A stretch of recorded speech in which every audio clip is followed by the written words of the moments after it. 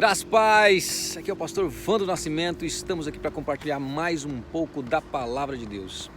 Não sei se você já parou para pensar, mas nossa caminhada com Deus, ela é longa e muito difícil. O Senhor Jesus nos ensina que o caminho é estreito, a porta é estreita e poucos são os que se dão com ela. Por isso, nós vemos que muitas pessoas ficam para trás. Quando a gente, como igreja, por exemplo, começa a olhar as fotos de batismo, nós vemos que muitas pessoas não estão mais conosco. Você mesmo deve se lembrar de muitos que começaram a fé cristã com você, fervorosamente, mas que hoje não permanecem mais. Por quê? Porque realmente é muito difícil mesmo. Quando a gente olha, por exemplo, o povo que saiu do Egito sob a liderança de Moisés, eles estavam escravizados durante muito tempo, mas naquela caminhada, naquela jornada, eles revelaram que o seu coração estava preso ao Egito, estava escravizado no Egito. Tanto é que em vários momentos, eles, no meio das suas murmurações, eles reclamavam com Moisés e diziam: olha, por que você nos tirou do Egito? Será porque não tinha túmulos o suficiente para nós lá? Eles reclamavam e diziam: olha, lá pelo menos nós tínhamos alhos, nós tínhamos cebolas. E reclamavam de várias maneiras, porque na verdade o coração deles ainda estava no Egito. E muitos cristãos, muitos daqueles que recebem a palavra de Deus, como o próprio Senhor Jesus nos ensina, a palavra de Deus ela cai, uma sementinha, mas entre espinhos, ou seja, os prazeres do mundo, as tentações dessa vida, ainda têm o poder de sufocar aquela sementinha. São pessoas que não vão suportar, não vão aguentar a caminhada cristã e vão desistir. Por isso, a palavra de hoje é para você que de repente esteja aí desanimado, desmotivado. Não desanime, não perca a sua esperança, continue, porque há uma promessa e também há um desafio de perseverança. Nós não podemos desanimar. Eu costumo contar uma historinha que eu ouvi, não sei, nem me lembro onde, a respeito do sapomba.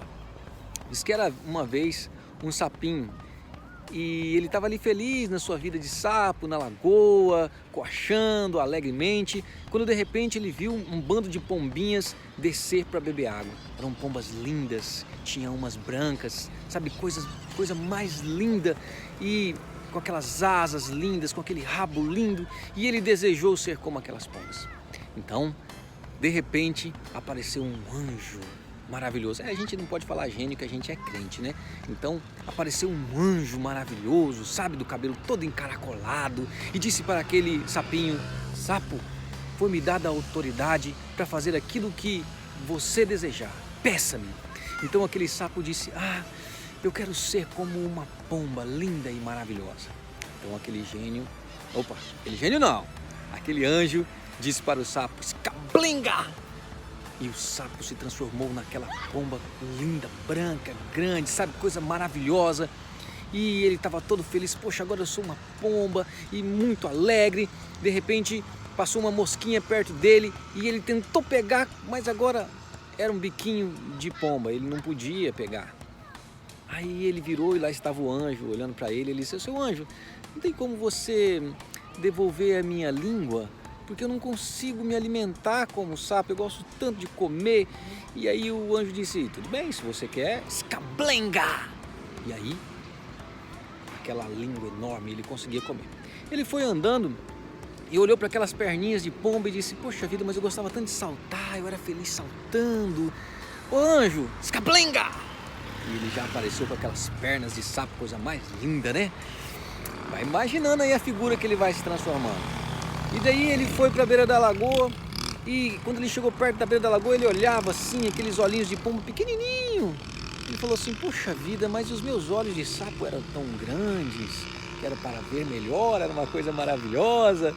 Então ele disse: seu anjo, por favor, você pode me ajudar? Aí o anjo chegou para ele: escablenga! E aí ele ficou então com os olhos de sapo.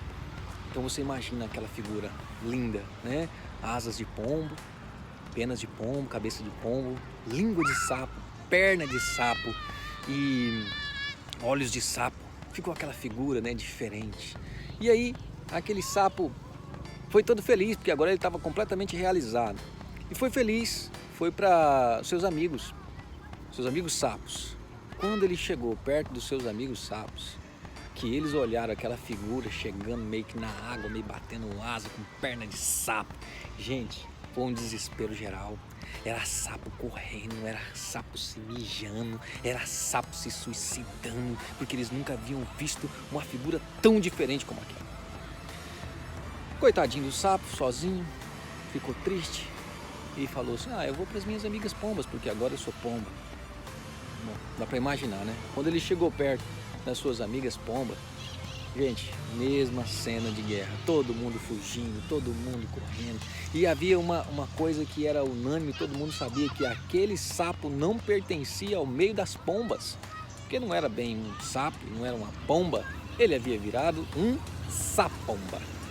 Pois bem, queridos, é isso que acontece com muitos cristãos. Infelizmente, muitos que eram para ser filhos de Deus, que iniciaram um processo de transformação, não sei se de repente por uma questão de conveniência, talvez não foi bem pela ação do Espírito Santo, acabam adquirindo algumas características dos cristãos, dos filhos de Deus, e outras não. Alguns continuam vivendo uma vida meia boca, não são nem cristãos nem mundanos, não são pessoas que agradam a fé e nem que agradam as coisas do mundo, são sapombas. E eu não sei, querido, qual que é o seu plano, não sei se você está aí longe, distante das coisas de Deus, de repente você está até numa igreja, mas não se parece com os filhos de Deus, se parece mais com o mundano. Talvez você, quando sai da igreja e tenta se enturmar com o mundano, não consegue se enturmar porque ele sabe que você não é de lá. Quero te dizer, querido, que ainda há salvação. Arrependa-se, arrependa-se. Há uma professora minha de língua portuguesa que ela falava assim: olha, ou você é ou deixa de é. A vida com Deus é assim. Nós precisamos manter-nos firmes naquilo que Deus tem para nós, honrando os seus princípios e valores e vivendo de acordo com a fé para a qual nós fomos chamados. Então não se esqueça disso. Talvez você não está dando conta de viver essa vida dupla. Arrependa-se, arrependa-se, busca o Senhor. Eu sei que o nosso Deus pode te ensinar a se tornar um filho verdadeiro. Nosso Deus pode transformar a sua vida. Não se engane, não se engane. Eu às vezes brinco, olha, se é para levar uma vida cristã mais ou menos meia boca, é melhor você ir para o mundo. Porque você vai sofrer muito dentro da igreja e fora da igreja. E no fim das contas, o Senhor vai olhar para você e vai dizer: eu não te conheço. Aparte-te de mim.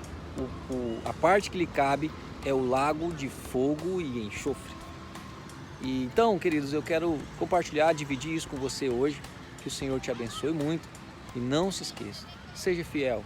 Você começou a caminhada com Deus, permaneça firme. Não desanime, não retroceda.